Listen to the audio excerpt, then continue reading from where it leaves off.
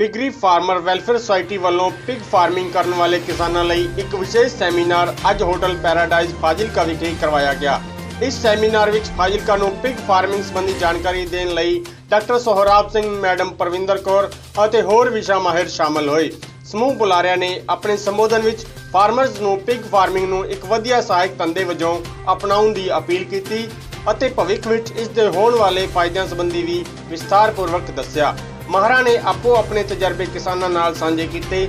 ਸਮੂਹ ਫਾਰਮਰਜ਼ ਨੇ ਵੀ ਵਿਸ਼ਾ ਮਾਹਰਾਂ ਤੋਂ ਇਸ ਧੰਦੇ ਵਿੱਚ ਆਉਣ ਵਾਲੀਆਂ ਮੁਸ਼ਕਲਾਂ ਸੰਬੰਧੀ ਗੱਲਬਾਤ ਕਰਕੇ ਜਾਣਕਾਰੀ ਲਈ।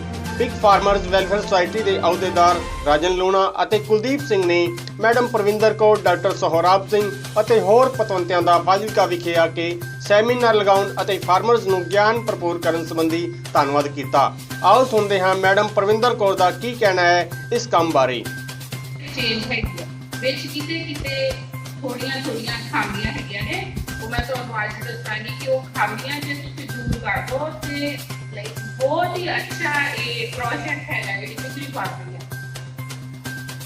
ਨਾਓ ਹੁਣ come to the point, doctor ਆਮ ਨੇ ਤੁਹਾਨੂੰ ਕਾਫੀ ਸਾਰੀਆਂ ਗੱਲਾਂ ਦੱਸ ਦਿੱਤੀਆਂ ਹੈਗੀਆਂ ਨੇ ਕਿ ਪਿਗਰੀ ਜਿਹੜੀ ਹੈ ਕਿਸ ਤਰ੍ਹਾਂ ਸਟਾਰਟ ਕਰਨੀ ਹੈ ਤੇ ਕਿਸ ਤਰ੍ਹਾਂ ਦੇ ਐਨੀਮਲ ਲੈਣੇ। ਬੇਸਿਕ ਜਿਹੜਾ ਜਿਵੇਂ ਅਸੀਂ ਘਰ ਬਣਾਉਂਦੇ ਆ, ਘਰ ਬਣਾਉਣ ਵੇਲੇ ਸਭ ਤੋਂ ਜ਼ਿਆਦਾ ਇੰਪੋਰਟੈਂਸ ਕਿਹਦੀ ਹੁੰਦੀ ਹੈ? ਨੀਂਹ ਜਿਹੜੀ ਹੈ ਉਹਦੀ ਐਗਜ਼ਾਮਪਲ ਹੈ ਨੀਂਹ ਖਰਾਬ ਹੁੰਦੀ ਜਦੋਂ ਤੁਸੀਂ ਗੱਬੜ ਦੁਨੀਆ ਦੀ ਖਰੀਦ ਕਰਦੇ ਹੋ,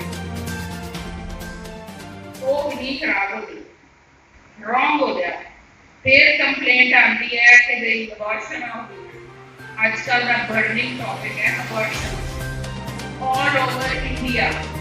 ਉਹਦਾ ਕਾਰਨ ਕਿਤੇ ਨਾ ਕਿਤੇ ਨਹੀਂ ਹੈਗਾ ਕਿ ਜਿਹੜੀ ਬਲੱਡ ਲਾਈਨ ਹੈ।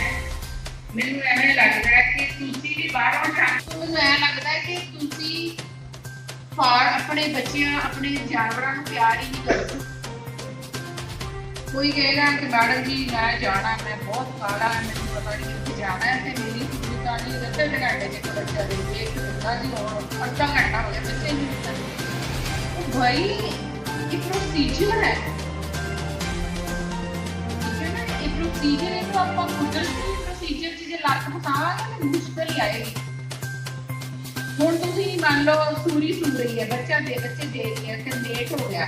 ਲੇਟ ਦਾ ਕਾਰਨ ਤਾਂ ਤੁਸੀਂ ਲੱਭਿਆ ਨਹੀਂ ਕਿ what is the reason of late farrowing ਤੇ ਬਰਥ ਕਿਉਂ। ਇੱਕ ਹੋਰ ਨੇ ਗੱਲ ਸੁਣ, ਜੇ ਅੱਜ ਤੋਂ ਬਾਅਦ ਫਾਜ਼ਿਲਕਾ ਨੇ ਇੱਕ ਵੀ ਫਾਰਮਰ ਨੇ ਡਿਲੀਵਰੀ ਦਾ ਵਰਡ ਯੂਜ਼ ਕੀਤਾ ਨਾ, ਮੈਂ ਉਹਨਾਂ ਨੂੰ ਗੁੱਸਾ ਹੋ ਜਾਣਾ। ਸੂਰੀ ਜਦੋਂ ਸੁਣਦੀ ਹੈ ਉਹਨੂੰ ਡਿਲੀਵਰੀ ਨਹੀਂ ਕਹਿੰਦੇ, ਉਹਨੂੰ ਫੈਰੋਇੰਗ ਕਹਿੰਦੇ।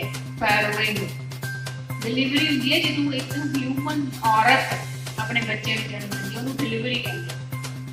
ਠੀਕ ਹੈ, ਗਾਵਾਂ ਬੱਚਿਆਂ ਨੂੰ ਕਾਵਿੰਗ ਕਿਹਾ ਜਾਂਦਾ ਹੈ ਜਾਂ ਪਾਰਚੂਰੇਸ਼ਨ ਛੱਡੋ ਤੁਸੀਂ ਕਾਵਿੰਗ, ਕਿਉਂਕਿ ਉਹਦੇ ਬੱਚੇ ਨੂੰ ਕਾਫ ਕਹਿੰਦੇ ਆ ਨਾ, ਤੇ ਇਹਨੂੰ ਫੈਰੋਇੰਗ ਕਹਿਣਾ। ਹੁਣ ਫੈਰੋਇੰਗ ਯਾਦ ਰੱਖਿਓ ਲੋਕ।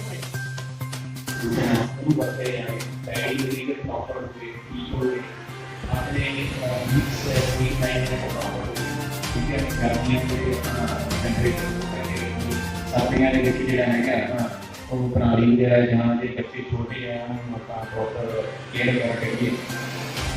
ਬਾਕੀ ਮੈਂ ਇੱਥੋਂ ਦਾ ਸਮਾਂ ਜ਼ਿਆਦਾ ਨਾ ਲੈਂਦਾ ਹੋਇਆ ਮੈਂ ਆਖਰੇ ਕਰਨਾ ਡਾਕਟਰ ਪਰਵਿੰਦਰ ਕੌਰ ਨੂੰ ਜਿਹੜਾ ਕਹਿੰਦੇ ਇਸ ਟਾਈਮ ADL ਦੇ ਵਿੱਚ ਹੈਗੇ ਆ। ਆਪਣੇ ਨਾਮ ਦਾ ਇੱਕੋ ਸੈਂਟਰ ਹੈ ਜੀ, ਰੀਜਨਲ ਡਾਇਗਨੋਸਟਿਕ ਸੈਂਟਰ ਹੈ ਜਿੱਥੇ ਮੈਡਮ ਦੀ ਪੋਸਟਿੰਗ ਹੈ। ਸਾਨੂੰ ਪਹਿਲਾਂ ਹੀ ਦੱਸਿਆ ਸੀ ਮੈਡਮ 17 ਸਾਲ ਪਿਗਰੀ ਦੇ ਆਪਣੇ ਗੌਰਮੈਂਟ ਦੇ ਫਾਰਮ ਜਲੰਧਰ ਦੇ ਵਿੱਚ ਇਹਨਾਂ ਨੇ ਕੰਮ ਵੀ ਕੀਤਾ। ਔਰ ਮੈਡਮ ਦਾ DD ਪੰਜਾਬੀ ਜਾਂ ਕਈ ਵਾਰੀ ਇੱਕ ਸਾਡੀ ਮੈਗਜ਼ੀਨ ਆਉਂਦੀ ਪਸ਼ੂ ਧਨ, ਉਹਦੇ ਵਿੱਚ ਵੀ ਮੈਡਮ ਦੇ ਆਰਟੀਕਲ ਆਉਂਦੇ ਰਹਿੰਦੇ ਨੇ। ਔਰ ਮੈਡਮ ਦਾ